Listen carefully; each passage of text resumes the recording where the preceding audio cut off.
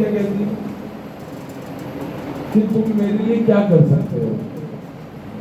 ٹھیک ہے نا, یہ جو سوال ہے نا کہ تم میرے لیے کیا کر سکتے ہو, تو یہ ایک تقاضۂ محبت ہے کہ جب آپ کسی سے محبت کرنے کا دعویٰ کرتے ہیں تو وہ آپ کی محبت کو آزمانے کے لیے سوال کرتا ہے, چاہے مرد ہو یا عورت, باپ ہو یا بیٹا, ماں ہو یا بیٹی. اس کسی بھی رشتے کے اندر اگر آپ محبت کی بات کریں, کہیں بھی گھما دیں اس بات کو, تو یہی سوال پیدا ہوتا ہے کہ تم جو یہ دعویٰ محبت کر رہے ہو, تم اپنے دعویٰ محبت کو ثابت کرنے کے لیے کیا کر سکتے ہیں. سمجھے؟ جیسے کہ جناب قمر سے کہا, جس خاتون سے جناب قمر شادی کرنا چاہتے تھے, پسند کرتے تھے, جناب قمر سے جب اظہار محبت کیا جناب قمر نے اس خاتون سے, تو اس خاتون نے یہ کہا کہ تم میرے لیے کیا کر سکتے ہو. توجہ ہے؟ تو جناب قمر سے جب اس نے یہ کہا کہ تم میرے لیے کیا کر سکتے ہو, تو جناب قمر نے کہا کہ تم کیا چاہتی ہو. توجہ ہے نا, تم کیا چاہتی ہو. دیکھیے جناب قمر کی زندگی کا جو لائف کا جو میں کہوں جو یو ٹرن ہوا نا, وہ بڑا عجیب ہے.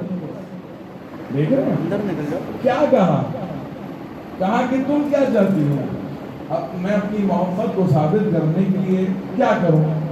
تو اس نے کیا کہا کہ اگر تم مجھ سے سچی محبت کرنے کا دعویٰ کرتے ہو, دعوے دار ہو, تو میں علی کا سر چاہتی ہوں. اللہ اکبر. اپنی محبت کے اظہار کے لیے آل محمد کا. اگر آل اللہ کی محبت چاہتے ہو تو آل محمد سے محبت بات ہو گئی مکمل آج کی. اور انشاءاللہ کہ جو اس حوالے سے آپ نے جو آرائی بیان کی وہ آپ کے اذہان عالیہ محفوظ. تو ہم دعوی محبت کرتے ہیں اہل بیت سے, ایسے ہی الحمدللہ. اور ہمارا یہاں جمع ہونا اپنی نیند کو چھوڑ کر, ذکر حسین میں مشغول رہنا اپنے بستر کو چھوڑ کر, اس سے بڑھ کر اہل بیت کی محبت کو ثابت کرنے کے لیے اور کیا کرنا پڑے گا. توجہ ہے نا, ایسا نہیں محترم. وہ بات اور ہے کہ لوگوں نے اپنی جانیں قربان کر دی اہل بیت کی محبت میں, اور ہمارے اجداد نے بھی کر دی آل محمد کی محبت میں اپنی جانیں قربان. ٹھیک ہے نا.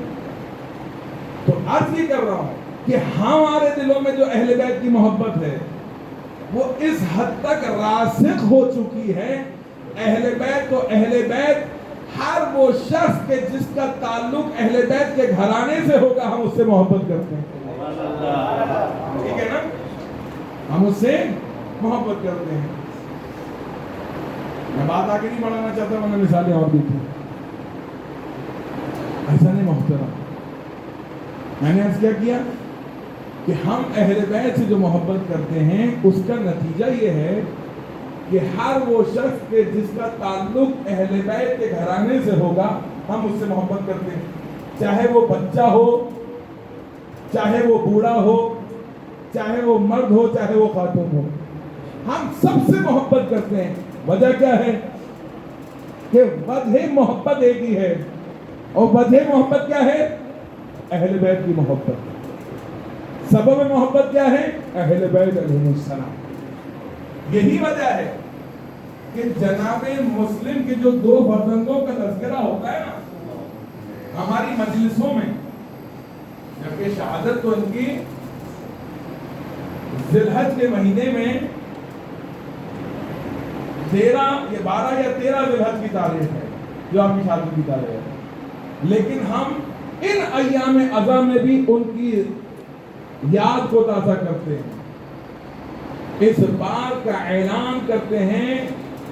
جناب مسلم کی شہادت کا تذکرہ کل ہوا, آج ان کے بچوں کا تذکرہ کرنے کا مقصد کیا ہے؟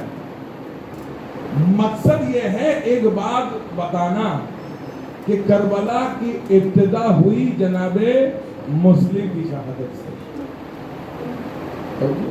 یہ جو شہداء کربلا کا سلسلہ شروع ہوا نا شہادتوں کا, اس کی ابتدا کس سے ہوئی؟ جناب مسلم اور ان کے 2 بچوں سے.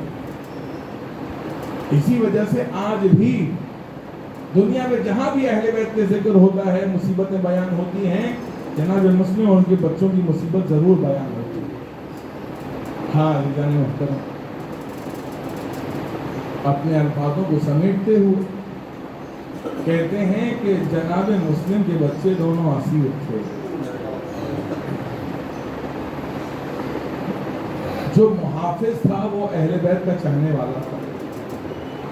اس نے بچوں سے یہ کہا کہ اے بچوں، میں تمہارے لیے کچھ نہیں کر سکتا سوائے اس کے کہ رات کی تاریکی کا فائدہ اٹھاتے ہوئے میں تمہیں آزاد کر دوں، لیکن بچوں یاد رکھنا میں تمہیں آزاد تو کر دوں گا، لیکن صبح سورج طلوع ہونے سے پہلے پہلے تم کوفے سے باہر چلے جانا۔ عزیزان محترم، جناب مسلم کے دونوں بچوں کو آزاد کر دیا۔ جناب مسلم کے بچے اپنے بابا کی طرح کوفے کی گلیوں میں دربدر پھر رہے ہیں، کبھی ایک گلی، کبھی دوسری گلی، کبھی تیسری گلی۔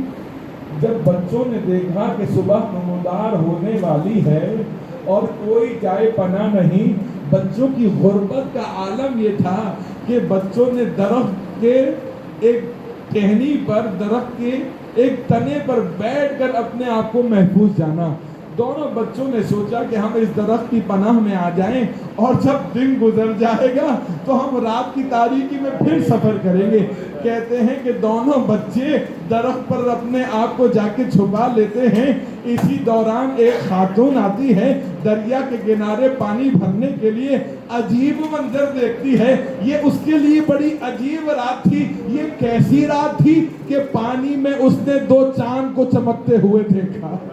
پانی میں اس نے دو چاند کو چمکتے ہوئے دیکھا۔ جیسے ہی گردن گھمائی، یتیمان مسلم پر نگاہ پڑی، کہا بچوں اس درخت پر کیا کر رہے ہو؟ کہا کہ تمہارا کوئی تعلق نہیں، ہمیں ہمارے حال پر چھوڑ دو۔ عزاداروں، اس خاتون نے کہا تم ڈرو نہیں، میں تمہیں کوئی نقصان نہیں پہنچاؤں گی۔ ان بچوں کو اپنے ہمراہ لیا، اپنے ہمراہ لینے کے بعد اپنے گھر میں لے آئی۔ عزاداروں، دونوں بچے سو رہے تھے، میں نے اپنے الفاظوں کو سمیٹ لیا۔ دونوں بچے سو رہے تھے، سوتے سوتے چھوٹا بچہ روتے ہوئے بیدار ہوا۔ بڑے بھائی نے رونے کی وجہ پوچھی۔ بچے نے کہا بھیا، ابھی بابا مسلم آئے تھے اور یہ کہہ کے گئے ہیں میرے بچوں تمہارا امتحان ختم ہو گیا۔ بڑا بھائی سمجھدار تھا نا، ایک مرتبہ چھوٹے بھائی کو سینے سے لگا کر ساروں قطار رونے لگا۔ ملعون گھر میں داخل ہوا، اس نے بچوں کے رونے کی آواز سنی، دونوں بچوں کو بالوں سے گھسیٹتا ہوا نہر کے کنارے لے گیا۔